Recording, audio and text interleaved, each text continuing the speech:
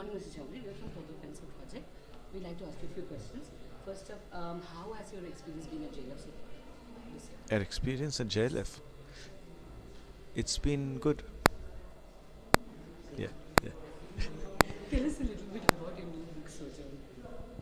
So, about Sojourn, I mean, it's based in Berlin, maybe set around 2004 or 5. I'm not sure which, 5, I think. And it's kind of, it's my shortest book, my shortest novel, but it's definitely a novel. I don't think of it as a long short story. It's a novel, and it's about a man who visits Berlin, and in 2005, the memory of the Berlin Wall and the fact that it came down, and the world that preceded it, and the fact, of course, that people who lived in the world that preceded it did not even on the day before the wall came down have any idea that that world was going to disappear. All of that is still fresh, is still there in the air, and Berlin is still reconciling itself to what my interlocutor Janice Parriott called nicely its undividedness. People have to reckon with dividedness. Here it was reckoning, and I think this is a nice point she made in connection with the novel. It's undividedness. So all that is still there in the air, and he arrives there. He himself is a product of that older world, the world before the Berlin Wall fell down. And nobody who has grown up after the wall fell down will really know exactly what it meant to occupy that earlier world. Although we have inherited many of the linguistic habits of the older world, that is, the word literary, for instance, is one such linguistic habit. But literary in that world meant something quite different from literary here now or at this literary festival. So, this man is a product of that older world, and as with such people, well, many of them have voluntarily and very energetically become part of the new world and are propelled by it and are propelling it forward. But among a lot of people, there is a kind of lostness.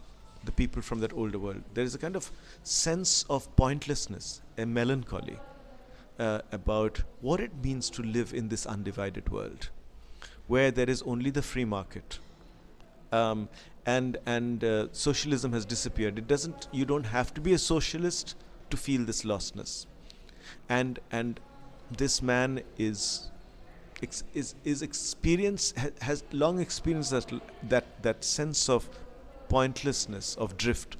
He arrives in Berlin and he begins to become immersed. It's as if he's recognized something that is both not present anymore but continues to be in some kind of perpetual present. He gets absorbed in with that and into that perpetual present. So my next question would be your last fiction book, A Friend of My Youth. It came out in 2018. Since then, you ventured into non-fiction. 2017 and then 18 also, because in America it came out in early 2019, so it kept coming out over those 2 years. Yeah. But since then, you ventured into poetry. You also wrote a non-fiction. So now you've written a fiction. How do you progress between genres? So there's music also, So there is no clear itinerary. It's like things that have been deferred are then sort of finally sort of fructified. All of it is part of a particular argument against a certain understanding of the arts, of existence now, of literature. It's all at an angle from that, uh, it all kind of is personally exciting to me. It also fills me with despair on some level. And so, who is this for? You know, but but I have managed to do this for over 30 years now. But it has been an experiment in an age which is, especially in India, but everywhere. And those 30 years, by the way, 32 years, are also the time that I was referring to earlier, this time after the Berlin Wall. My first novel came out in 1991, which was the year that India deregulated its economy and got absorbed into the free market. Around that time, also, the big publishing companies in firstly in the UK, the literary imprints, each one of which had its own literary history and outlook, got bought over by 3 or 4 German conglomerates. So my writing is coterminous with that period. And in that period, my writing and everything I've decided to do, I will now do something called This Is Not Fusion, I'll now do this, I'll now do that, has been an experiment in an increasingly conservative time where you have to do what is expected of you and what the market wants of you, what the audience wants of you. The audience also doesn't want anything else except what they already want, and so the experiment has been undertaken in this era, and in a very probably foolhardy venture, but this is what it is. This is what I've done. So my next question is, most of your books, and I've heard you mention this when you're giving your talks and all that, your aim is to capture as much life as possible. I find that fascinating. How did you? My question is, how did you sort of decide that this is what I will do with my books? Because a lot of people write, they have various reasons. But I find this really fascinating, and that's what strikes me when I read your books too. So I want to know how did you decide on that? Like, how much of effort do you put into it? Something like that. Sure. I mean, I think I didn't decide. I mean, that was the only thing that interested me. I was not interested in the humanist sort of parameters of the realist novel, where the human being and the protagonist is at the center and everything else is there in order to illustrate, or give us information about what is happening to that human being. I was interested in the human being to a certain extent, but equally, if not more, in the world. And I was not going to concentrate on the human being to the detriment of my interest in where all the excitement lay, which was everything that the story kept out. So I thought, let the story take second place or third place or no place. I want to concentrate on what's exciting. So I got I realized that this is possible through the visual arts, let's say through paintings, through Japanese art, Chinese art, Indian miniatures, the extraordinary proliferation of life that these things reveal, even in a very compressed and small form. And even when they're sort of depicting an episode, the protagonist of the episode is only one element in this proliferation of detail and life. And the details are not there just to give us information. But it's almost as if a kind of outburst of life is being recorded in those miniatures. And that moved me. And then cinema. The fact that a narrative form like cinema could be used by filmmakers like Renoir or Satyajit Ray or Hrithik Ghatak or various others from across the world. Kiarostami later on, but I'm talking about the formative years. That a narrative form could be used for non-narrative ends, that everything that was really exciting, which was usually on the edges, margins of narrative, could be brought in. And there were novels also, I think, which modernist novels, which gave me a kind of sense that it could be done. You mentioned editing a book feels like salvaging sentences.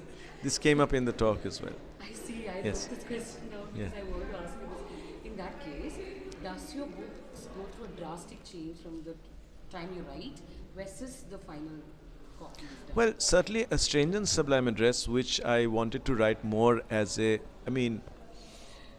not as a conventional realist novel, but that it would at least have more narrative in it. And then by the time I edited it, it was half its size, you know. So radical work went into it to the point that there was despair. No, I really thought I couldn't to use that word salvage anything except one chapter, which had come out in the London Review of Books already, so it had been worked upon, and it was there. But by salvage I mean that I write a paragraph, the next day I come back to it, it seems unreadable and dead, and then I have to take out the words and the constructions which are keeping the sentence from aliveness. It's the work of the instinct towards life, that in language, that works, that is at work in this work of salvage.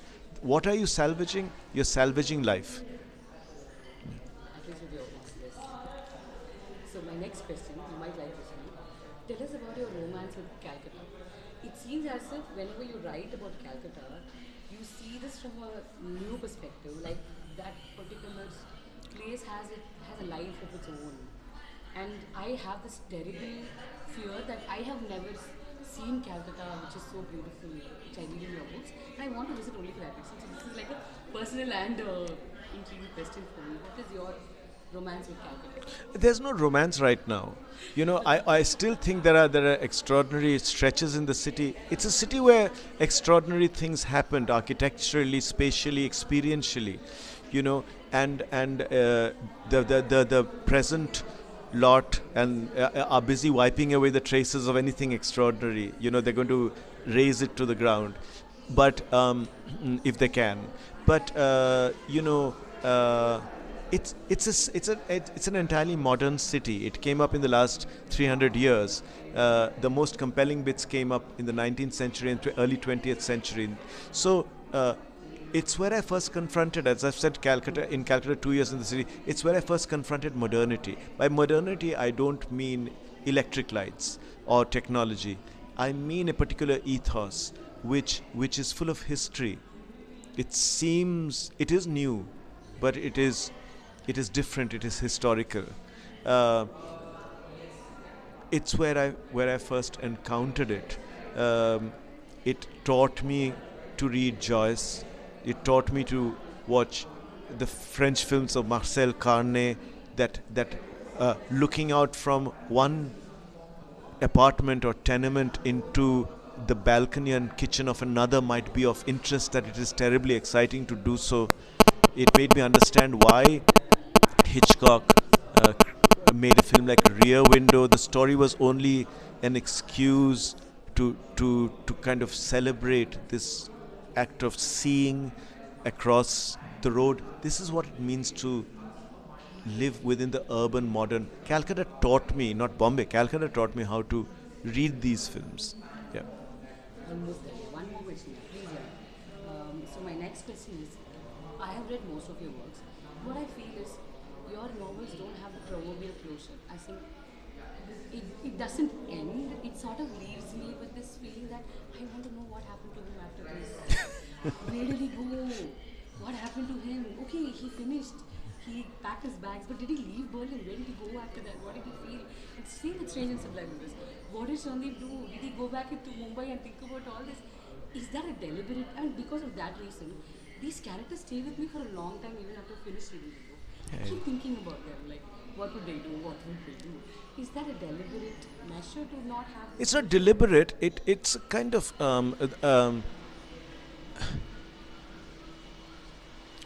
I'm only interested in beginnings, and I've always said that my paragraphs, each paragraph must be an opening paragraph. By which I mean in the opening paragraph, the novel is not tied down by the requirements of narrative. So for most novelists, they are very free in their opening paragraphs. By page 3, they have to get on with the story. So I wanted each paragraph to remain like an opening paragraph, part of the narrative, but yet standalone. Something it suggests a possibility of its own. Uh, uh, uh, a filmmaker called Gurvinder Singh, who heard my talk where I first said this, which was a talk I gave in 2018 called Storytelling and Forgetfulness, said that Mani Kaul also thought of all his shots as opening shots. So, so I don't believe in endings. The ending is another standalone moment. You know, it has its own, like all the others have been. Yep. I feel personally like your books are your stories, your words, how you write. It's like the art of seeing. Because I was reading Post at a very similar time when she started reading with you. It almost felt like you had this both of you had this deliberate slowness to your prose, pausing and everything. But it proves for me it felt like more like thinking. Yours feel like the act of observing, seeing. So was there something we said we can please comment on that? Seeing anew, yeah, seeing anew, not observing in order to gain knowledge. Um, yeah, just that moment when you. Right now, I'm not actually seeing anything. Yeah, the moments when one begins to see. It must be. It is a new way of experiencing the present. That is the thing you call seeing is one's new apprehension of being there in the present. Otherwise, you're not aware of it. Thank you so much for speaking to us, Mr. Chaudhuri.